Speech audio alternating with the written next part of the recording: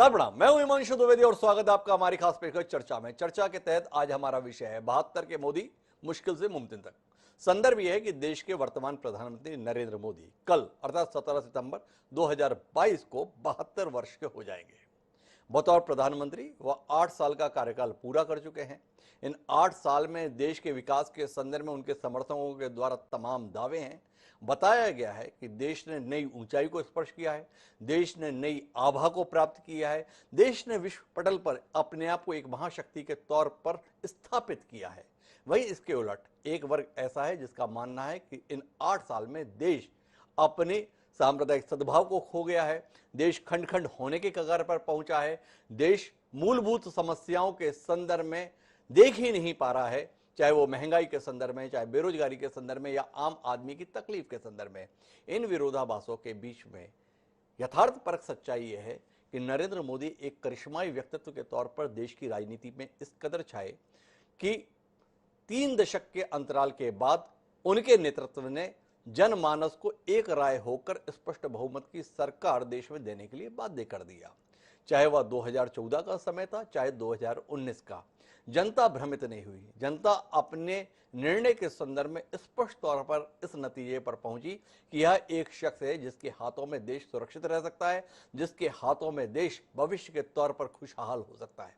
तो आज हम इस शख्सियत पर ही बात करेंगे, समझने की कोशिश करेंगे गुजरात के मुख्यमंत्री के तौर पर, भारतीय जनता पार्टी के संगठन मंत्री के तौर पर और अब देश के प्रधानमंत्री के तौर पर इस शख्सियत ने क्या कुछ ऐसा हासिल किया है जिसने उनके संदर्भ में मुश्किल को मुमकिन में बदल देने के लायक बना दिया। आज नरेंद्र मोदी महज एक नाम नहीं बल्कि ब्रांड के तौर पर भी स्थापित दिखाई देते हैं। देश में कहीं पर भी चुनाव हो, माना जाता है कि नरेंद्र मोदी का नाम करिश्मा कर सकता है। पार्टी अब अपने मुख्यमंत्रियों को भूल चुकी है और मुख्यमंत्रियों को भूलकर केवल और केवल नरेंद्र मोदी के नाम पर ही चुनाव लड़ने को जीत की गारंटी मानती है। अंतर्राष्ट्रीय पटल के संदर्भ में नरेंद्र मोदी का जाना अपने आप में हिलोरे पैदा कर देता है। चाहे वो ह्यूस्टन के संदर्भ में बात हो या लंदन के संदर्भ में, जर्मनी की बात हो या अभी समरकंद के संदर्भ में, हर तरफ नरेंद्र मोदी अपनी उपस्थिति दर्ज कराने में कामयाब रहते हैं। ये कामयाबी उनकी कृत्रिम है या वास्तविक, इसे समझने की कोशिश करते हैं। तो नरेंद्र मोदी की शख्सियत को आज हम समझने की कोशिश करेंगे, उनके 8 वर्षीय कार्यकाल के दौरान नाकामियां या उपलब्धियों को भी समझने की कोशिश करेंगे। विभिन्न क्षेत्रों के दिग्गज हमारे साथ इस चर्चा का हिस्सा बनने के लिए मौजूद हैं। उनसे आपका परिचय कराएं और देश के प्रधानमंत्री के जन्मदिन की पूर्व संध्या पर एक विस्तृत चर्चा निर्विकार भाव से, निष्पक्ष भाव से करें। उससे पहले लेकिन समय है आज के विचार सूत्र का। हमारा आज का विचार सूत्र कहता है कि वही विजयी होते हैं जिन्हें विजयी होने का विश्वास है। वजील के द्वारा यह बात कही गई थी। नरेंद्र मोदी के संदर्भ में यह बात मुफीद साबित होती है। नरेंद्र मोदी ने जब से चुनावी राजनीति में कदम रखा है, सफलता उनके साथ चोली दामन की तरह है। चाहे गुजरात के मुख्यमंत्री के तौर पर लगातार चुनाव जीतने का सिलसिला हो या देश के प्रधानमंत्री के तौर पर पेश किए जाने के बाद जीत का सिलसिला हो, नरेंद्र मोदी के हिस्से में विफलता नहीं आई है। कुछ राज्यों के संदर्भ में विफलताओं को उनके प्रतिद्वंदी अगर उनकी विफलता के तौर पर करार देते हैं तो वो भी जाती नहीं है कि जब राज्यों में तमाम जीतों का श्रेय भारतीय जनता पार्टी नरेंद्र मोदी को देती है तो कुछ राज्यों में हार के संदर्भ में भी अपयश का भागी तो नरेंद्र मोदी को होना ही होगा। लेकिन इसके बावजूद भी यह एक ऐतिहासिक सत्य के तौर पर है कि इंदिरा गांधी के बाद नरेंद्र मोदी इस देश की राजनीति में इकलौते ऐसे उदाहरण हैं जिनके संदर्भ में जनता एक राय होकर उन्हें अपना नेता करार देती है।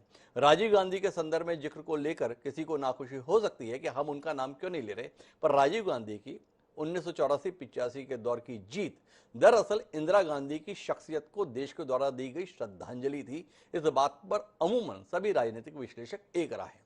तो अब इस रोशनी में अपनी चर्चा को आगे बढ़ाते हैं, जिसका हिस्सा बनने के लिए हमारे साथ कई खास मेहमान मौजूद हैं। हमारे साथ में छत्तीसगढ़ भाजपा का एक बड़ा चेहरा, पूर्व विधानसभा नेता प्रतिपक्ष, पूर्व विधानसभा अध्यक्ष धर्मलाल कौशिक खासतौर पर इस चर्चा के लिए मौजूद है। हमारे साथ कांग्रेस पार्टी का सुविद्वान चेहरा सुरेंद्र राजपूत के तौर पर इस चर्चा का हिस्सा बनने के लिए खासतौर पर मौजूद है।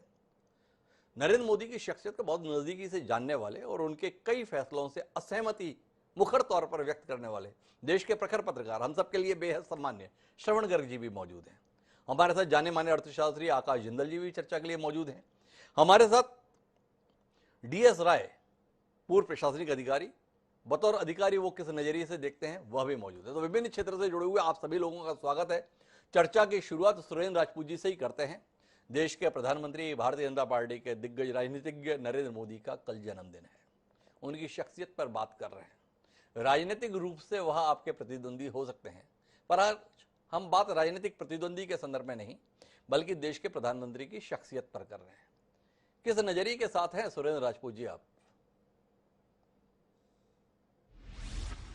देखिए, प्रधानमंत्री जी का जन्मदिन है, उनको अनेकों अनेक शुभकामनाएं। ईश्वर करे वो निरोग रहें, स्वस्थ रहें और अच्छे काम करते रहें। आप जब प्रधानमंत्री जी की बात करते हैं तो निश्चित तौर पर कई आयाम सामने आते हैं। आपसे बताएं हिमांशु भाई जी, पहली बात, प्रधानमंत्री देश का अभिभावक होता है और जो देश का अभिभावक है उस पर लोगों को विश्वास होता है कि अपने विश्वास पर वो कायम रखेगा लोगों को। लेकिन दुर्भाग्य है कि 2014 में एक बड़ी आकांक्षा और अपेक्षा के साथ उनको प्रधानमंत्री पद के दायित्व दिया गया था और भारतीय जनता पार्टी अच्छे बहुमत से चुनाव में आई थी। लेकिन उसके बाद अगर आप लगातार देखें तो आपको ये ध्यान होगा, चुनावी मशीन तो भारतीय जनता पार्टी बन गई है और चुनाव जीत रही है। उसमें आप नरेंद्र मोदी जी का करिश्मा कहें, हिंदू मुसलमान सांप्रदायिकता के विषमवन की बात कहें, या तमाम तरीके की ऐसी बातें करें जिसको कि हम लोग विवाद का या बहस का विषय बना सकते हैं। लेकिन अगर आप उनके शासन काल को देखें, जिसके लिए उनको नियुक्त किया है भारतीय जनता पार्टी ने एज ए प्रधानमंत्री और देश के प्रधानमंत्री के रूप में, तो आपको फिर देख करके आश्चर्य होगा कि कहां पर हम 2014 में खड़े थे। रुपया क्या नाम, $1 59 रुपए में था। कहां पर हम खड़े हुए थे कि तेल 70 रुपए में था। कहां पर हम खड़े हुए थे, डीजल 50 रुपए में था। कहां पर हम खड़े हुए थे, सरसों का तेल 60 रुपए में था। कहां पर हम खड़े हुए थे, गैस का सिलेंडर 395 रुपए में था। तो और आज हम कहां खड़े हुए, इसको अगर आप देखेंगे तो आपको समझ में आएगा। एक उनका वादा था 2 करोड़ नौकरी प्रतिवर्ष का। उसके बाद आप अगर उस वादे को देखेंगे तो निश्चित तौर पर बैकवर्ड हम जाते हैं कि नौकरियां दी तो नहीं, नौकरियां छीन जरूर ली। कहां पर उनका वादा था कि देश में हम नवरत्न कंपनियां और पैदा करेंगे, ऐसी ऐसी चीजें पैदा करेंगे। कहां उन्होंने नवरत्न कंपनियों को बेचना शुरू कर दिया, आपके सामने। कहां उन्होंने कहा था हम टैक्स स्ट्रक्चर को हम कम करेंगे, और उन्होंने 3 रुपए 59 पैसे जो डीजल पर एक्साइज ड्यूटी होती थी उसे 32 रुपए कर दिया, और 10 रुपए जो पेट्रोल पर एक्साइज ड्यूटी थी उसे 30 रुपए से ऊपर कर दिया। आपके सामने, मैं कोई भी ऐसी बात नहीं कह रहा हूं कि जिसको जो आप आंकड़ों में नहीं देख सकते हैं। और कहां पर हम बांग्लादेश से पर कैपिटल इनकम में 2014 में कहीं आगे थे, आज हम बांग्लादेश से कहीं पीछे आ गए हैं। तो अधोगति पर हम जो चल रहे हैं, आप इस चीज को देखें। एक नहीं, मैं 1 सैकड़ा आपको उदाहरण दे सकता हूं। आपकी पूरी जिसको कह सकते हैं कि डिबेट का समय खत्म हो जाएगा, लेकिन उनकी इन नाकामियों की फेरहस्त जो है वो कम नहीं हो नाकामियों की पाएगी। फेहरिस्त बहुत लंबी है सुरेंद्र राजपूत जी आपके अनुसार। लेकिन मैंने कहा था कि हम उनके जन्मदिन पर बात कर रहे हैं और इस संदर्भ में बात कर रहे हैं कि आप इस सत्य को नकारेंगे क्या कि देश की जनता ने एक लंबे अंतराल के बाद एक शख्सियत पर इतना भरोसा किया कि उसकी पार्टी को स्पष्ट बहुमत दिला दिया। इन 8 साल में सब नाकामी आई हैं और एक नाकाम व्यक्ति को ही देश अपना सबसे प्रिय नेता मान रहा है। वाकई, या आप भी देख पा रहे हैं कि कुछ मुद्दे हैं जहां पर सफलताएं हैं, कुछ मुद्दे हैं जिनमें देश आगे बढ़ा है, कुछ स्थान है जहां पर देश का गौरव बढ़ा है, या आपके अनुसार जनता भ्रमित? वैधानिक संस्थानों पर, तमाम और जगहों पर एकदम एकाधिकार सा कर लिया। हिमांशु भाई, आप इस बात से भी इत्तेफाक रखेंगे मेरी कि अगर आज ईमानदारी से आप जैसे ही अगर 1 महीना सारा मेन स्ट्रीम का मीडिया पूरा ईमानदारी से विश्लेषण करने का मौका दे दे, मोदी जी की सरकार गिर जाएगी। रीजन क्या है कि हर स्टेट में आप देखें, सीबीआई के ऊपर रात में 1:30 बजे रेड, 5 जजेस सुप्रीम कोर्ट से जनता के बीच में आते हैं, आपके सामने हैं। इलेक्शन कमीशन ऑफ इंडिया के ऊपर किस तरीके से आरोप लग रहे हैं कि 19 लाख ईवीएम का पता नहीं है, आपके सामने है। ये सारी की सारी चीजें, बावजूद इसके भी आप इस चीज को देखेंगे कि वो चुनावी सफलता की मशीन भारतीय जनता पार्टी को बना दिए हैं। इसका जो मुख्य कारण है, कहीं ना कहीं सांप्रदायिक विश्वमन को। सुरेंद्र राजपूत जी कुल मिलाकर इस सफलता को सांप्रदायिक विश्वमन की सफलता के तौर पर देखते हैं, उनका नजरिया है। इसके संदर्भ में मैं बातचीत के लिए धर्मलाल कौशिक जी के पास आऊंगा, लेकिन मैं इसे केवल राजनीतिक चर्चा में तब्दील नहीं करना चाहता। इसे हर कोण से चर्चा का हिस्सा बनाना चाहता हूं और इसके लिए राय साहब आपके पास आना चाहता हूं। बतौर प्रशासनिक अधिकारी आपसे जानने में दिलचस्पी है कि क्या नरेंद्र मोदी के इस कार्यकाल में देश की प्रशासनिक तौर तरीकों में बदलाव आया है। इस बात को बढ़ चढ़कर प्रचारित किया गया, महसूस कराया गया कि दिल्ली का तौर तरीका बदल गया, दिल्ली में मंत्रालयों का कामकाज करने का तरीका बदल गया, दिल्ली के अफसरों को समय का बोध हो गया, जिम्मेदारी का बोध हो गया। 9 बजे अब दिल्ली के मंत्रालय में खाली कुर्सियां नहीं बल्कि भरी हुई कुर्सियां दिखाई देती हैं। अधिकारी अब मीटिंगों से गैर हाजिर नहीं रहते हैं। क्या यह बदलाव वाकई है? क्या आप स्वयं बतौर प्रशासनिक अधिकारी इस बदलाव को महसूस कर पाते हैं? क्या आप मानते हैं कि नरेंद्र मोदी का देश का प्रधानमंत्री बनना देश की प्रशासनिक व्यवस्था में कोई बदलाव ला पाया?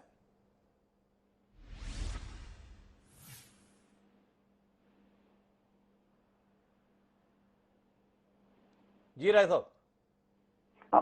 आज मुझे मालूम नहीं था, आपने मुझसे पूछा है। जहां तक मैं समझता हूं कि सबसे पहले तो माननीय प्रधानमंत्री जी पूरे देश के होते हैं जी। और वो सभी व्यक्तियों की तरह वो भी सामान्य परिस्थिति से उठ के आए हैं, यहाँ तक पहुंचे हैं। तो उनके जन्मदिन पर उन्हें बधाई तो सबको देना ही चाहिए। ये उम्मीद भी करना चाहिए कि वो दीर्घायु हों, स्वस्थ रहें और देश की सेवा करते रहें और भी अच्छे से करते रहें। परंतु जो आप ये कह रहे हैं कि प्रशासनिक व्यवस्था में बदलाव आ गया है, तो केवल एक क्षेत्र मुझे ऐसा दिखता है। एक तो कंप्यूटर का और ऑनलाइन काम का शुरुआत तो बहुत पहले हो गई थी, उसमें काफी तरक्की हुई है, बहुत सारी चीजें अब ऑनलाइन हो गई हैं, आप घर बैठे बहुत सारा काम कर सकते हैं। और दूसरी बड़ी बात जो मुझे दिखती है कि रेलवे जो रेलगाड़ियां हैं वो समय पर चलने लगी। ये बात तो निश्चय ही कि हम इसकी तारीफ करेंगे जी। परंतु जो जो जो छन कर फिल्टर होकर जो खबरें बाहर आती हैं, क्योंकि आपने खुद ही कहा, किसी ने कहा अभी कि पूरा मीडिया है, मीडिया तो पूरा एक प्रकार से उसका मुंह बंद है। जिन इश्यूज पे चर्चा करना चाहिए उन इश्यूज पे मीडिया चर्चा नहीं करता। कोनों में चीते आ रहे हैं, ये हेडलाइन बन सकती है, परंतु कितने बेरोजगार हैं, कितनों की उम्र निकल गई नौकरी पाने की, या महंगाई की क्या स्थिति है, इस पर हेडलाइन बहुत कम बनती है। तो मैं ये कहूंगा कि जो एकाधिकारवाद की बात कही गई थी वो तो बिल्कुल स्पष्ट है, उसमें तो कोई शक नहीं। पूरा अधिकार पावर केंद्रीकृत हो गया है पीएमओ में। 50, 52, 55 मंत्री हैं, परंतु किसी मंत्री का स्वतंत्र अस्तित्व, कुछ गृह मंत्री को छोड़ दे अपन अमित शाह जी को और कुछ नितिन गडकरी जी को छोड़ दें, तो ऐसा कोई मंत्री नहीं है जो लगता है कि कुछ काम करता हो। जो भी काम ऊपर से निर्देश आते हैं और उनका निर्देशों का पालन होता है। तो एक वन मैन शो जो प्रेसिडेंशियल सिस्टम अमेरिका में है, लगभग उस प्रकार का हमारा प्रशासन दिनों दिन होता जा रहा है जी। अब ये प्रशासन दिल्ली में तो ठीक है, लोग 9 बजे आ जाते होंगे, परंतु प्रश्न इस बात का है कि उनके 9 बजे आने का और मीटिंगों में भाग लेने का, दिन भर ऑफिसों में बैठने का आम जनता पे क्या असर पड़ रहा है। तो अब आम जनता की तो कोई आवाज होती नहीं है।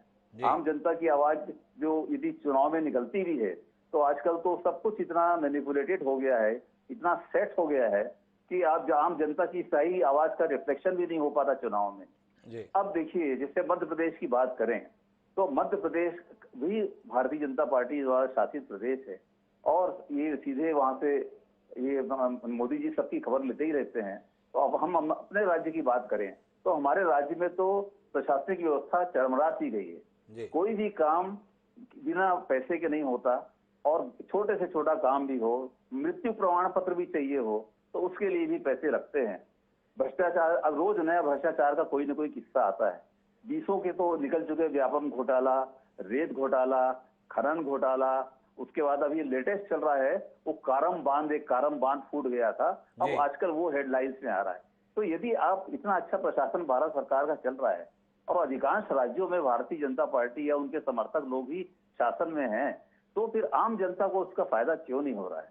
आम जनता को तो अभी भी अपने काम, मुख्यमंत्री का समाधान ऑनलाइन है मुख्यमंत्री का, उसमें सही रिपोर्टिंग होती नहीं, समाधान होता नहीं है और वो मामला जो है वो खत्म हो जाता है। डीएस राय साहब इस राय के साथ में है कि दिल्ली में जो कुछ भी बदलाव हो पर देश में वो बदलाव तो दिखता नहीं। यहां तक कि जो भाजपा शासित राज्य हैं उनकी कार्यप्रणाली में भी भ्रष्टाचार मुक्त प्रशासन दिखाई नहीं देता है। वो मध्य प्रदेश के संदर्भ में उदाहरण देकर बात कर रहे हैं कि इस राज्य में ही जिस प्रकार के हालात हैं तो उसके बाद में प्रधानमंत्री की कोशिशों का या प्रधानमंत्री के प्रयासों का परिणाम क्या निकला, ये सवाल डीएस राय के हैं।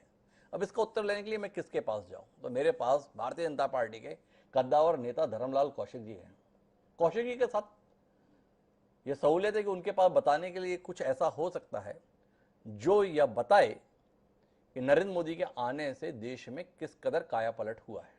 तो धर्म जी आपके पास हैं, आपकी पार्टी के शीर्षस्थ नेता, देश के सम्माननीय प्रधानमंत्री नरेंद्र मोदी की उपलब्धियों को लेकर आपके पास है कुछ ऐसा कहने के लिए जो हमें यह बता पाए कि आखिर ये शख्स अपने जीते जी ही किंवदंती के तौर पर क्यों महसूस होने लगा है?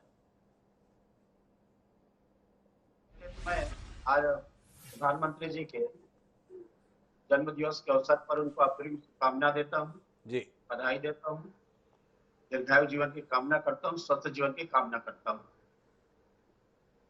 मोदी जी के आने के पहले और मोदी जी के आने के बाद जी, जिन परिस्थितियों में 2014 में चुनाव हुआ, उसके पहले क्या स्थिति थी?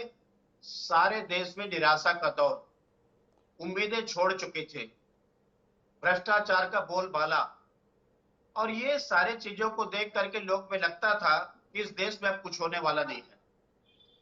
लेकिन चुनाव होने के बाद में नरेंद्र मोदी जी प्रधानमंत्री बने, और प्रधानमंत्री बनने के बाद में उनके कार्यकाल हमारे सामने में है 8 वर्ष के। मैं समझता हूं ऐतिहासिक कार्यकाल हम कह सकते हैं कि जिस प्रकार के कड़े निर्णय लिए गए, जिस प्रकार से बड़े निर्णय लिए गए, और आज जनता उसको स्वीकारोक्ति मिली है। हम सबसे पहले हमारे जो पड़ोसी राज्य हैं, मैं उनके संदर्भ में कहना चाहूंगा कि जो पहले जो परिस्थितियां जो रही है, आज उस परिस्थितियों में क्या परिवर्तन आए हैं किसी से छुपा हुआ नहीं है। दूसरी बात, वैश्विक स्तर पर कहीं ना कहीं मैं यह कह सकता हूं कि भारत का सम्मान बढ़ा है नरेंद्र मोदी जी के आने के बाद में, प्रधानमंत्री बनने के बाद में। जी, और जो आज भारतवंशी विदेशों में जो निवास करते हैं, ये आज से नहीं बसे हैं, वर्षों से बसे हुए हैं जी, लेकिन इस बात का उनको गौरव होता है कि नरेंद्र मोदी जी देश के प्रधानमंत्री हैं, उनके कारण में उनका सम्मान, उस देश में उनका सम्मान बढ़ा है। इसके बाद में हम भारत की बात करेंगे तो भारत की जो वर्तमान स्थिति जो रही और उसमें जो समस्याएं रही, मूलभूत समस्याओं को दूर करने का जो प्रयास प्रारंभ नरेंद्र मोदी जी के जो द्वारा किया गया, मैं छोटी छोटी बातों को आपके सामने रखूंगा जी, कि ये कभी कल्पना नहीं कर सकते थे कि भारत में एक बड़े आबादी में हम देश को स्वच्छता मिशन में ले जा सकते हैं। क्या ऐसी परिस्थिति बदली कि नरेंद्र मोदी जी ने लाल किले के प्राचीर से भाषण दिया और आज पूरे देश की जनता उसको स्वीकार करने लगी है। कहीं ना कहीं आप पहले जब विदेश से आते थे और आज विदेश से आएंगे और भारत को देखेंगे तो आपको इस बात का संतोष होगा कि जो वैश्विक स्तर पर जो साफ सुथरे हम शहर की बात करते हैं, नगरों की बात करते हैं, देश की बात करते हैं, आज हिंदुस्तान दिखाई देने लगा है।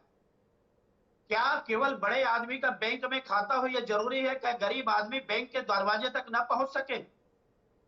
लेकिन नरेंद्र मोदी जी के आने के बाद में खास करके गरीबों का सम्मान बढ़ा। 45,000 लोगों का जनधन खाता शुरू किया गया और आज बैंक के दरवाजे तक वो पहुंच पाए तो नरेंद्र मोदी जी के कारण में पहुंचे। हम रसोई गैस की बात करते हैं, खास करके बड़े नगरों में जो लोग रहते हैं, मुंबई में रहते हैं, दिल्ली में रहते हैं, कलकत्ता में रहते हैं, चेन्नई में रहते हैं, क्या उनकी स्थिति रही है रसोई गैस को लेकर के? लेकिन उनके आने के बाद में 10 करोड़ लोगों को ये रसोई गैस पहुंचाने का जो काम किया, तो कभी एक समझा जाता था कि केवल बड़े आदमी के घर तक में सीमित है। आज आम लोगों के घर तक पहुंचाने का काम नरेंद्र मोदी जी के द्वारा किया गया है। जब करप्शन की बात, निश्चित रूप से सेंट्रल गवर्नमेंट में मोदी जी के बनने के बाद में, मोदी जी के प्रधानमंत्री बनने के बाद में आज वहां का पूरा वातावरण बदला है, एक नई उम्मीद जगी है और लोगों में यह विश्वास हो गया है कि किसी भी आप कार्यालय में जाएंगे, आपको पैसे की जरूरत नहीं है, बल्कि आपके काम है जितना जल्दी हो सकता है उतना जल्दी करने का काम करते हैं। तो मैं ये कह सकता हूं कि नरेंद्र मोदी जी के आने के बाद में केवल वहां नहीं, जो राज्यों की मैं बात करता हूं, कांग्रेस की सरकार रही 32% जो दिया जाता था, नीति आयोग बनाया गया, 42% राशि राज्यों को दी गई। किसी को मांगने के अधिकार नहीं, चाहे वो बीजेपी की सरकार हो, कांग्रेस की सरकार हो, कम्युनिस्ट की सरकार हो, समाजवादी की सरकार हो। तो 10% बढ़ाने का काम, राज्यों को देने का काम ये नरेंद्र मोदी जी ने किया। और आज हम देख रहे हैं कि पूरे देश में जिस प्रकार से एक वातावरण का निर्माण हुआ है, कहीं ना कहीं नरेंद्र मोदी जी के आने के बाद में एक स्वस्थ वातावरण का निर्माण। और जहां तक चुनाव की बात है, आखिर जनमत संग्रह क्या है जी, लोकप्रियता क्या है, पॉपुलैरिटी क्या है, जिस भाषा का नरेंद्र मोदी जी के लिए उपयोग करते हैं, आप देख रहे हैं लगातार 3 साल से वैश्विक रूप से सर्वाधिक लोकप्रिय कोई नेता है तो नरेंद्र मोदी है। और इसके लिए हमको खुद का गौरव होना चाहिए। इसके लिए खुद का गौरव होना चाहिए। धर्मलाल कौशिक जी ने विस्तार से कई सारे पहलू बताया। उनका कहना है कि देश के संदर्भ में क्या बात कर रहे हो, दुनिया के स्तर पर सबसे लोकप्रिय नेता के तौर पर नरेंद्र मोदी की स्वीकारोक्ति है। क्या इस बात से आपका गौरव नहीं बढ़ता है एक भारतीय होने के नाते? यह सवाल भी धर्मलाल कौशिक जी के कहने में शामिल है। मैं आगे की बातचीत के लिए श्रवण जी के पास आना चाहता हूं। मुखर आलोचक है इन दिनों। एक समय पर नरेंद्र मोदी के काम को बतौर मुख्यमंत्री भी श्रवण जी ने बड़ी नजदीकी से देखा। कुछ समय श्रवण जी ने गुजरात में भी गुजारा, दिल्ली में भी गुजारा। उनकी राय हमारे लिए बड़े मायने रखती है। तो श्रवण जी, आपसे बात करना चाहता हूं कि क्या नरेंद्र मोदी के संदर्भ में आप नहीं मानते हैं कि जिस पृष्ठभूमि के साथ वो निकल कर आए, इसके चलते उन्हें फर्श से लेकर अर्श तक की हर असलियत का ज्ञान रहता है और उसी के अनुसार उन्होंने काम किया? क्या स्वच्छता अभियान के संदर्भ में केवल सड़कों की सफाई को देखें, या हर घर में शौचालय बनाने के संदर्भ में उन्होंने जो मुहिम छेड़ी, इसके संदर्भ में कोई नजरिया होना चाहिए? एक घर ग्रामीण परिवेश में जहां की महिलाओं को शौचालय के अभाव में किस तकलीफ से गुजरना होता होगा, इसका अंदाजा शहर में बैठा हुआ शख्स, महलों में पला हुआ शख्स क्या लगा सकता है? ये सवाल है। आयुष्मान योजना के माध्यम से 5 लाख रुपए तक के इलाज की व्यवस्था, क्या इसकी सराहना नहीं होनी चाहिए? यह सवाल है। आपसे जानने की बात है कि उज्ज्वला योजना के माध्यम से घर घर तक सिलेंडर पहुंचाने की कोशिश को क्या सराहा नहीं जाना चाहिए? प्रधानमंत्री आवास योजना के माध्यम से हर बेघर को छत देने के संदर्भ में चलाया जा रहा अभियान बड़े स्तर पर सफल होता हुआ दिख रहा है। क्या इसके लिए नरेंद्र मोदी की सराहना नहीं होनी चाहिए? रक्षा क्षेत्र के संदर्भ में एक लंबे अंतराल के बाद भारत में भारत के बने हथियारों का न केवल उपयोग बल्कि विदेश में निर्यात, क्या इन खबरों पर हमें गौरवान्वित नहीं होना चाहिए? तो ये बहुआयामी जो पहलू हैं, इनके संदर्भ में राजनीतिक दलों से जुड़े हुए लोगों की अपनी व्यवस्थाएं हो सकती हैं, पर बतौर निष्पक्ष पत्रकार आपकी राय जनमानस को एक ईमानदार राय बनाने में मददगार होगी। क्या आकलन है आपका नरेंद्र मोदी की शख्सियत के संदर्भ में श्रवण जी?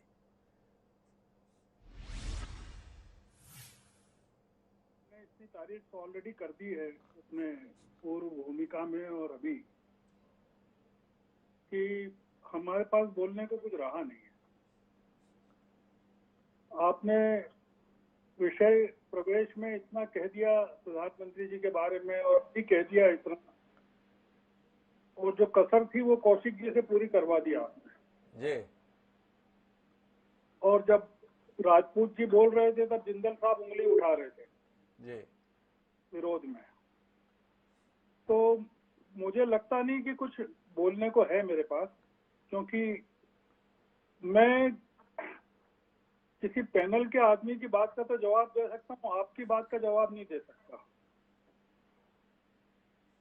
और आपने इतने पुख्ता तरीके से मोदी जी की तारीफ में वो किया है कि मुझे लग रहा है कि जो इस चर्चा को सुनेंगे वो मेरे बारे में क्या राय बनाएंगे। देखिए, मोदी जी का करिश्मा अब बहुत बढ़िया है। आपने तो बहुत तारीफ की है कि वो चुनाव जितवाते हैं। उनके चुनाव जितवाने का सिर्फ आज का उदाहरण बता। गुजरात में भी उनकी सरकार है और महाराष्ट्र में भी उनकी सरकार है। पहले किस सरकार को जितवाना है? 1.5 लाख करोड़ का सेमीकंडक्टर प्रोजेक्ट जो महाराष्ट्र को मिला था वेदांता ग्रुप का, उसके लिए जगह तय हो गई थी तालेगांव पुणे के निकट। उसको अचानक से गुजरात ले जा रहे हैं, इसलिए कि महाराष्ट्र में चुनाव नहीं है, गुजरात में चुनाव जीतना है। पूरी की पूरी कांग्रेस को गोवा में भारतीय जनता पार्टी में मिला लिया गया है। आपने तारीफ की है मोदी जी की, कैसे चुनाव जीतते हैं और कैसे।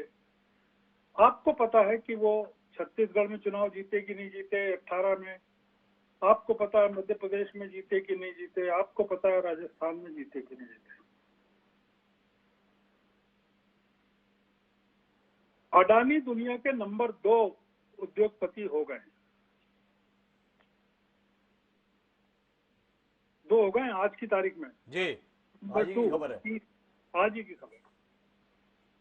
और परसों की खबर है कि भारत ने ब्रिटेन को पीछे छोड़ दिया आर्थिक महाशक्ति में, 5वें नंबर पर अब भारत आ गया। और भारत का जो नागरिक है वो और ज्यादा गरीब हो गया है। गरीबी में भारत ने नाइजीरिया को पीछे छोड़ दिया है। 80 करोड़ लोग सरकारी अनाज पर निर्भर है। प्रधानमंत्री नागरिकों को आत्मनिर्भर बनाना चाहते हैं भाषण में, और नागरिकों को सरकार पर निर्भर कर रहे हैं। प्रधानमंत्री ने आज कहा पुतिन से, ये युद्ध का जमाना नहीं है, this is not an era of war. ये ताजा खबर बता रहा हूं। जी, देश की 20 करोड़ आबादी के साथ देश में युद्ध लड़ा जा रहा है और उनकी पार्टी लड़ रही है।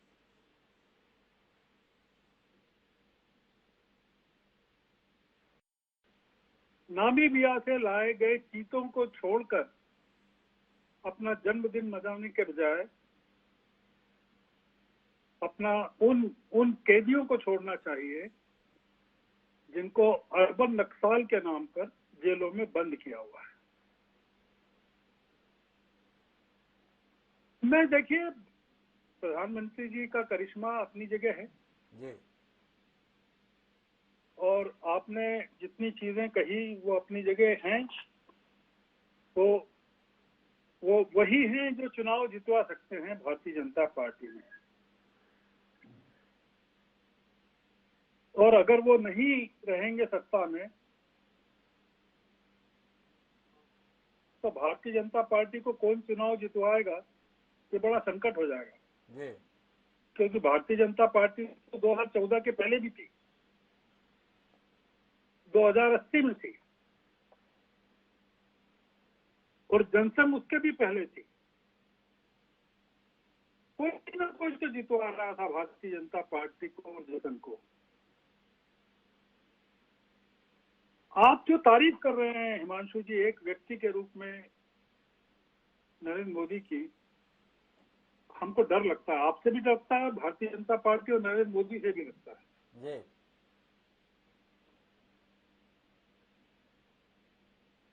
तो ये जो आप बता रहे हैं, लोगों की आंखों में जो इन्होंने बताया, कितने राजपूत जी ने कितने करोड़ को रोजगार देने की बात थी, कितनों को मिला है। मैं आपसे पूछता हूं हिमांशु जी, मैं उज्ज्वला की बात नहीं करता कि कितने घरों में सिलेंडर आज चल रहे हैं, सिलेंडर कितने में मिल रहा है उसकी बात नहीं करता। हमारे राय साहब ने जवाब नहीं दिया कि ब्यूरोक्रेसी के बारे में क्या सोचती है। मैं जवाब देता हूं कि इस देश को राजनेता नहीं ब्यूरोक्रेट चला रहे हैं। जी, राजनेता सिर्फ 2 हैं, अमित शाह और नरेंद्र मोदी। जी, और पीएमओ में पूरा का पूरा कैडर गुजरात का है। जी,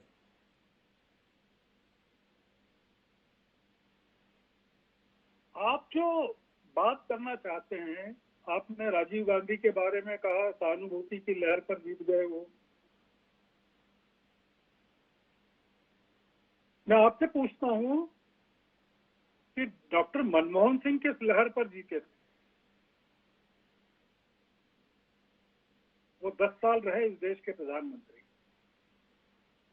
और उनके पहले अटल बिहारी वाजपेयी प्रधानमंत्री थे। आप उसका श्रेय किसको देंगे? मैं बहुत माफी के साथ आपका हस्तक्षेप करना चाहता हूँ श्रवण जी, आपकी बात काटने का अमूमन मेरा मन नहीं रहता, लेकिन मैंने जो उल्लेख किया था वो स्पष्ट बहुमत की सरकार के संदर्भ में था कि देश ने एक लंबे अंतराल के बाद 3 दशक के बाद एक नेतृत्व के संदर्भ में स्पष्ट राय जाहिर की। चाहे वो अटल जी हों, चाहे मनमोहन सिंह जी हों, उनके संदर्भ में देश एक राय नहीं था। देश ने एक पार्टी के संदर्भ में अपनी अभिव्यक्ति नहीं दी। राजीव गांधी को वो अभिव्यक्ति मिली थी, लेकिन उसके संदर्भ में इंदिरा गांधी ही पहलू थे। तो मेरे जो अभिव्यक्ति थी वो ये थी कि पंडित जवाहरलाल नेहरू, लाल बहादुर शास्त्री या इंदिरा गांधी ऐसी शख्सियत थी। इसके बाद में नरेंद्र मोदी पहली शख्सियत रहे जिसके संदर्भ में देश की अभिव्यक्ति स्पष्ट तौर पर सामने आई। अगर इसके संदर्भ में आपकी कोई मत भिन्नता हो तो स्वागत है, हो सकता है कि मैं कुछ करेक्शन करूं अपनी बात पर। अगर आप हिंदी भाषी राज्यों को देश मानते हैं हिमांशु जी, वो जो 38-39% वोट जो मिला है जी कुछ राज्यों में, उसको देश मानते हैं जी, और ये मानते हैं कि प्रधानमंत्री पूरे देश के हैं मतों के आधार पर, जी संविधान के तौर पर तो हैं वो जी, तो मैं आपके साथ हूं जी कि विंध्याचल के पार का जो देश है जी, वो भी प्रधानमंत्री के कहे पर है, जिसमें तमिलनाडु भी शामिल है, जिसमें केरल भी है, जिसमें उड़ीसा भी है, या पश्चिम बंगाल भी है। तो मैं आपके साथ हूं। तो मुझे लगता है कि श्रवण जी आपको मेरे साथ होना चाहिए। मैं विनम्रता के पूर्वक ये कहना चाहता हूं, जब 2019 में चुनाव हुए, उड़ीसा के संदर्भ में जनता ने एक राय होकर विधानसभा के संदर्भ में अपना मत नवीन पटनायक के प्रति दिया, लेकिन जब देश के संदर्भ में बात आई तो भारतीय जनता पार्टी और नवीन पटनायक का बीजू जनता दल लगभग बराबरी पर खड़ा हो गया। ममता बनर्जी पश्चिम बंगाल में 3/4 बहुमत के साथ विधानसभा चुनाव जीतती हैं, लेकिन जब लोकसभा चुनाव थे तो भारतीय जनता पार्टी और ममता बनर्जी की पार्टी में कोई बड़ा अंतर नहीं रह गया।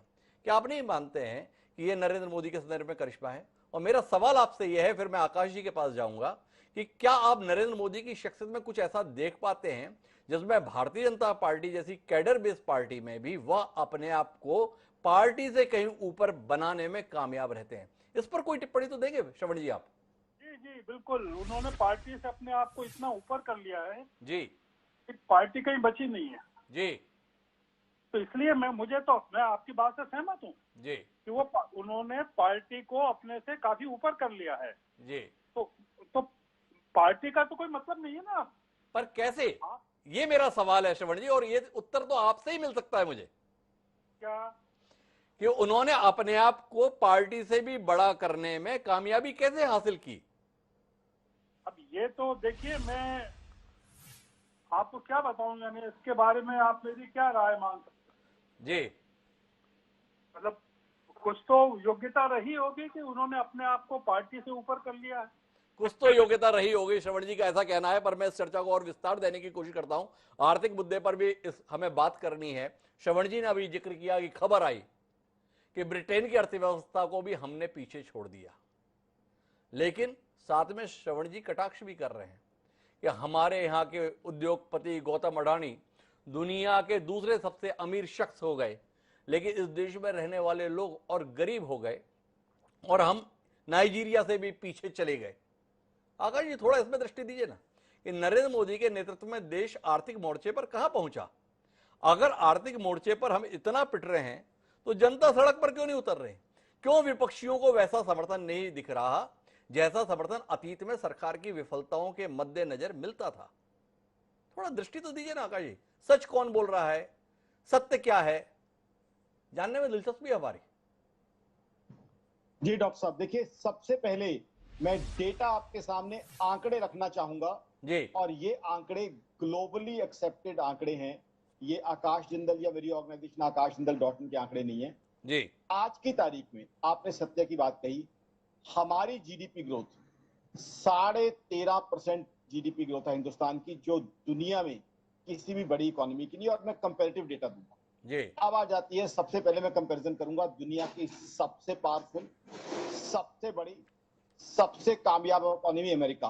जी। उनकी जीडीपी ग्रोथ देख लीजिए आप, पिछले 2 क्वार्टर से लगातार नेगेटिव में जा रही है, जी माइनस में है जीडीपी ग्रोथ दुनिया की सबसे कामयाब इकोनॉमी। अब आ जाइए नंबर 2 इकोनॉमी, जिसके साथ हिंदुस्तान का अक्सर कंपैरिजन किया करता था, वो है चाइना। चाइना की जीडीपी ग्रोथ है मात्र 0.4%। हमारा डेटा मैं बता ही चुका हूं 13.5%। अब ये बात बिल्कुल सही है, यूके यानी ग्रेट ब्रिटेन को हम पछाड़ चुके हैं, 5th लार्जेस्ट इकोनॉमी हम बन चुके हैं। अब हमसे ऊपर कौन रह जाती है? US, China, Japan, Germany. Japan की जीडीपी ग्रोथ 1% से कम रही है सालों से। जर्मनी रशिया यूक्रेन वॉर की वजह से बहुत बुरे हालात में है, हम सब तारीख क्लियर है कि आज की तारीख में फास्टेस्ट जीडीपी ग्रोथ हमारी इकोनॉमी आज की तारीख में कर रही है। ये चीज आपके सामने है, ये मेरा अपना डेटा नहीं है। जिन्ना साहब, थोड़ा मैं खरी बात करने में दिलचस्पी है। जीडीपी के आंकड़े एक तरफ, इतना बताइए कि देश में जब प्रतिपक्ष की भूमिका में भारतीय जनता पार्टी थी, तो चाहे वो सुषमा स्वराज हो, चाहे विपक्ष के नेता के तौर पर नरेंद्र मोदी हो, वो बताते थे कि रुपया जब गिरता है तो केवल रुपया नहीं गिरता है, देश की इज्जत गिरती है। ये कोई नोट का टुकड़ा नहीं है, देश का सम्मान होता है। पर रुपया इस दौरान बहुत बुरी तरीके से गिर गया। आप बता रहे हैं जीडीपी बहुत बड़ी, तो देश की करेंसी क्यों गिर गई? इसके संदर्भ में आपका उत्तर चाहिए। जो सवाल सुरेंद्र राजपूत जी के द्वारा उठाया गया, जो सवाल श्रवण जी के द्वारा उठाया गया कि अगर देश में 80 करोड़ लोग आत्मनिर्भर देश के अंतर्गत सरकारी खैरात पर जिंदा रहने के लिए मजबूर हैं, तो उस देश को समृद्ध कैसे माना जा सकता है? ये दूसरा मुद्दा। तीसरा मुद्दा जिसमें सुरेंद्र राजपूत जी ने दृष्टि दी कि अगर देश सब बेहतर है, उस समय पेट्रोल डीजल के संदर्भ में कच्चे तेल का दाम आसमान पर था, फिर भी जमीन पर ना सही पर बीच में तो दाम थे। अभी पेट्रोल डीजल के संदर्भ में अंतर्राष्ट्रीय स्तर पर कीमतें गिरी रहती हैं, पर देश में चढ़ी रहती हैं। थोड़ा दृष्टि दीजिए ना एक ईमानदार किस्म का आकाश जी इस विरोधाभास पर। एक एक करके जवाब देना चाहूंगा। सबसे पहले आ जाती है डॉलर का मूल्य। जी देखिए, हम सबको पता है रशिया यूक्रेन वॉर एक बहुत बड़ा ग्लोबल इवेंट चल रहा है। उस ग्लोबल इवेंट के कारण दुनिया भर की करेंसियों में उथल पुथल हुई है जी दुनिया भर की करेंसियां ऊपर नीचे हुई हैं। अब डॉलर अगर महंगा हो गया तो उसका मतलब ये कतई नहीं है डॉक्टर साहब कि अमेरिका की इकोनॉमी स्ट्रांग हो गई है। अमेरिका की इकोनॉमी का डेटा अभी मैं आपके सामने रख के हटा हूं। अभी महंगाई की अरे आकाश जिंदल जी, थोड़ा ईमानदार बात करिए। हमें यह बताया था इन नेताओं ने, जिनमें माननीय नरेंद्र मोदी जी भी थे, जिसमें सुषमा स्वराज भी थी, कि अगर देश का रुपया गिरता है तो देश की इज्जत गिरती है। ये हमने उन्हीं से सुना था। अभी इस पर बात कीजिए, ये कहानी मत बताइए कि देखिए रूस यूक्रेन का युद्ध है, ऊपर नीचे है। अरे जिनके बीच में युद्ध है, उस रूस के रूबल की कीमत चढ़ी हुई है जो युद्ध लड़ रहा है, और हमारा रुपया गिरा हुआ है। विरोधाभास है ना? तो थोड़ा ईमानदार बात करिए। मुझे बोलने का मौका देंगे तभी मैं बोल पाऊंगा। मुझे मेरी आपसे प्रार्थना रहेगी, मुझे मेरी बात डॉक्टर साहब पूरी करने दे, तभी मैं कंक्लूजन पे पहुंच पाऊंगा। ठीक है ना? देखिए, जहां तक रूबल बढ़ा हुआ, पहले रूबल की बात कर लेते हैं। रूबल इस वजह से बढ़ा हुआ है क्योंकि जो सैंक्शंस लगी हैं उसके बाद गैस खरीदने के लिए बाकी कंट्रीज को कंपल्शन आ गई है, जैसे जर्मनी वगैरह को। तो अननेचुरल सर्कमस्टांसेस है। अब बात हो रही थी जो आपके 3 के साथ चौथा प्रश्न मैं खुद जोड़ देता हूं। महंगाई का भी डेटा आपके सामने रख दूं मैं। आज हिंदुस्तान की बढ़ी हुई महंगाई, जिसकी सारी दुनिया में चर्चा, हिंदुस्तान में चर्चा कर रहा है विपक्ष, वो है 7% है रिटेल सीपीआई। अमेरिका की महंगाई आज गिरने के बाद है 8.3%।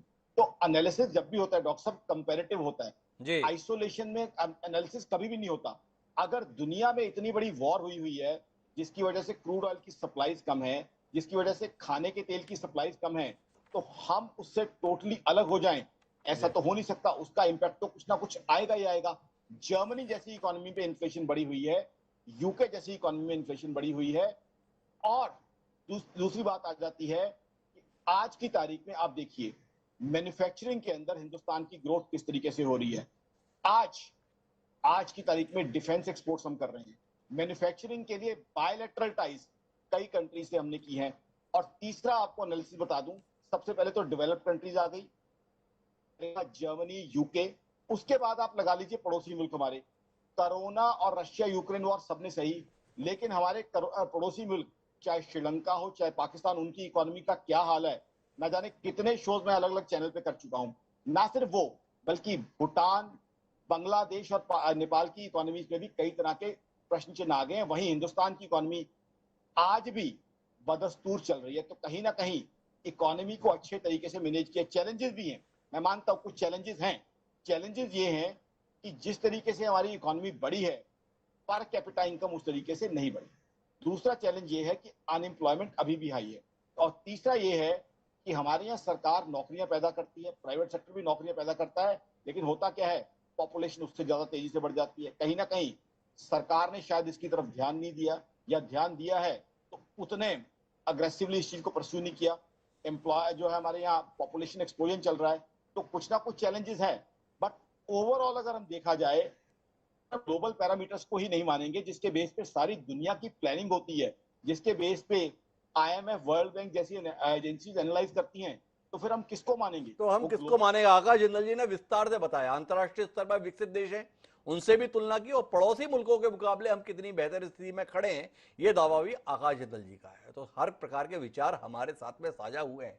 इनके बीच में सुरेंद्र राजपूत जी, एक बार फिर आपके पास रुक कर रहा हूं और जानना ये चाहता हूं कि नरेंद्र मोदी शख्सियत के संदर्भ में विपक्ष की मुख्य पार्टी होने के नाते आपका नजरिया जानने में मेरी दिलचस्पी है।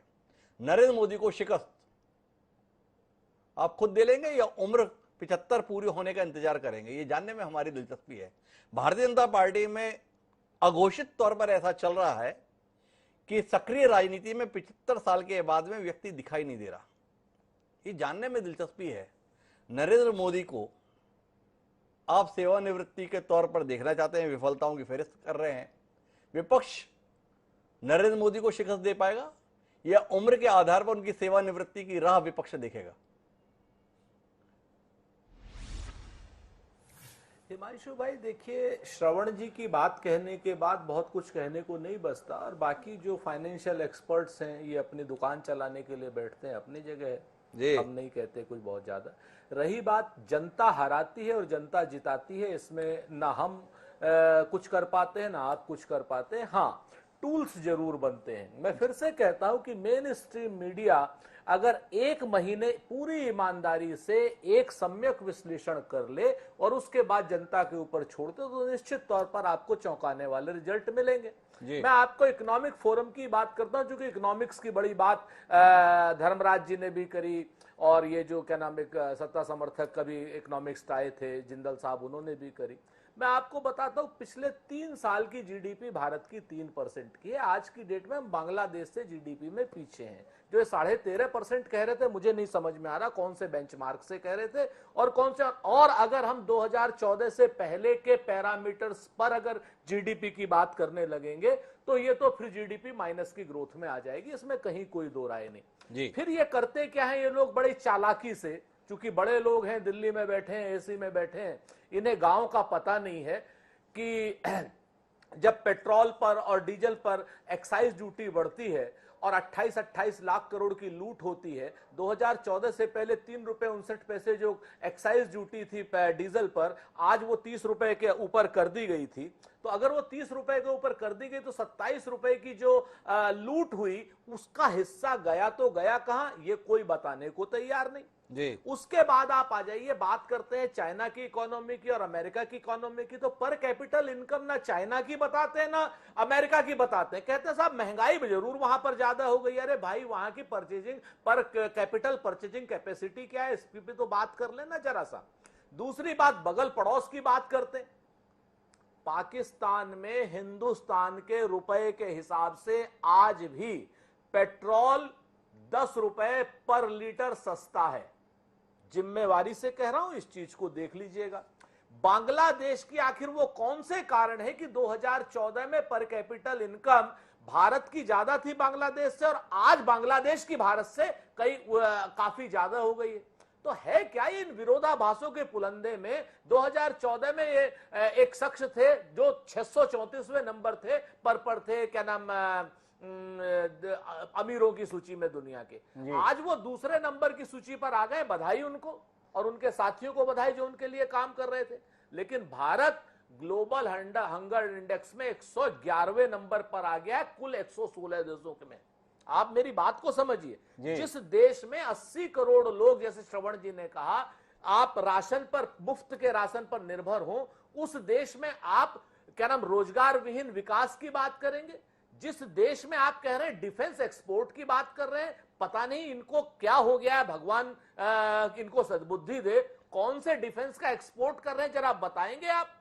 हमें बताएंगे कि आज की डेट में 45 स्क्वाड्रन थी एयरफोर्स की, आज 29 स्क्वाड्रन रह गई है। हमारे पास जहाज नहीं है साहब, अगले 3 साल में हेलीकॉप्टर कम हो जाएंगे, मालूम है आपको? तो कई सारी विसंगतियों पे सुरेंद्र राजपूत रोशनी दे रहे हैं। उनका कहना है कि हर मोर्चे पर तो विफलता है, फिर से गिना रहे हैं वो दनादन इतनी विफलता होगी।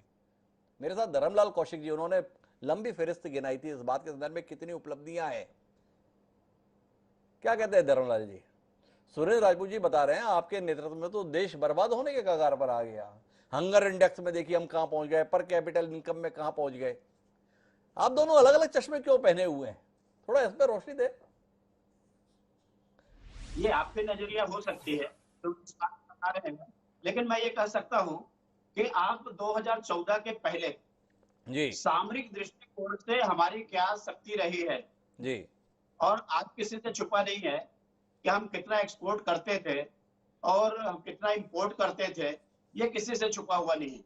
लेकिन आज हम दावे के साथ कह सकते हैं कि सामरिक शक्ति के रूप में उभर करके ये देश आई है और आज हम विदेशों को हम सप्लाई कर रहे हैं और उनके ऑर्डर मिल रहे हैं। ये बात का हमें गर्व होना इस बात का गर्व है। पर मैं धर्मलाल जी अब इससे अलग बात कर रहा हूं। हमें असल में बात करनी है नरेंद्र मोदी की शख्सियत पर। एक बात जो मेरे और श्रवण जी की बातचीत में निकली थी कि नरेंद्र मोदी का कद पार्टी से भी बड़ा दिखाई देता है। नरेंद्र मोदी की शख्सियत लार्जर देन लाइफ दिखाई देती है। आपकी पार्टी तो कैडर बेस्ड पार्टी रही है। इस पार्टी में अपने समकक्षों को पीछे नहीं बल्कि मीलों पीछे छोड़ते हुए नरेंद्र मोदी इतनी ऊंचाई पर पहुंच गए। कैसे पहुंच गए? आपने तो उनकी प्रगति को देखा है, उनकी गति को देखा है, उनके साथ आपने खुद भी काम किया है, उनके साथ कई दौरे आपने किए हैं। थोड़ा उस शख्सियत के संदर्भ में तो बताइए जिसके चलते पार्टी को नरेंद्र मोदी के पीछे अपने आप में सुरक्षित महसूस होता है। देखिए, मैं आज इस बात को कह सकता हूं कि नरेंद्र मोदी जी का जो व्यक्तित्व और उनके जो विराट ऊंचाई है जी, ये जो भारतीय जनता पार्टी से कि पार्टी के ऊपर जो हाइट की बात आ रही है जी, मैं समझता हूं कि हिंदुस्तान में जितनी पार्टियां हैं, न केवल भारतीय जनता पार्टी, पूरे हिंदुस्तान में जितनी पार्टियां हैं, यदि मैं हाइट की बात करूंगा तो सबसे ज्यादा हाइट आज नरेंद्र मोदी जी की है जी। और शुरू से उनका जो जुझारूपन, उनका जो मिशन, कुछ करने की तमन्ना, कुछ नई करने की उनके उम्मीद और इन सारी चीजों को लेकर के चलने वाले नरेंद्र मोदी जी हैं जी। केवल घिसे पिटे लाइन में चलना, पिछलग्गू बनकर चलना कभी नरेंद्र मोदी के जीवन में मैंने देखा नहीं है जी। हमेशा उन्होंने बड़ी लाइन खींचने का प्रयास किया है और बड़ी लाइन खींचने का प्रयास किया है तो न केवल भारतीय जनता पार्टी, पूरे देश के नेता कितने बौना उनके सामने में दिखाई दे रहा है, ये आपके सामने में है। और जहां तक भारतीय जनता पार्टी की बात है तो आप स्वयं, आप लोग ही बोल रहे हैं, गडकरी जी का आप बात कर रहे हैं, राजनाथ सिंह जी की बात कर रहे हैं, अमित शाह जी की बात कर रहे हैं। ऐसे हमारे कई मंत्री हैं, कई नेता हैं जिनके साथ कंधों से कंधा मिलाकर के चले हैं, पार्टी के भी हाइट को बढ़ाए हैं और पार्टी के हाइट को बढ़ाते बढ़ाते नरेंद्र मोदी का भी हाइट बढ़ा है। तो सबको बढ़ाते हुए उन्होंने अपनी हाइट को बढ़ाया, ये कहना है। कुछ नया करने की तमन्ना उनकी रहती है, जीवट रहते हैं, पिछलग्गू नहीं रहते हैं, ऐसे तमाम गुण धर्मलाल कौशिक जी बता रहे हैं। मुझे आखिरी बातचीत के लिए आना है श्रवण जी के पास एक बार फिर तसल्ली से, लेकिन हस्तक्षेप सुनना है आकाश जिंदल जी का। वो काफी देर तक हस्तक्षेप करने जा रहे हैं। एक बार आकाश जी की बात सुने और फिर इस कार्यक्रम का समापन श्रवण जी से तसल्ली बख्श होकर कराएंगे। जी आकाश जी, क्या कहना चाह रहे हैं?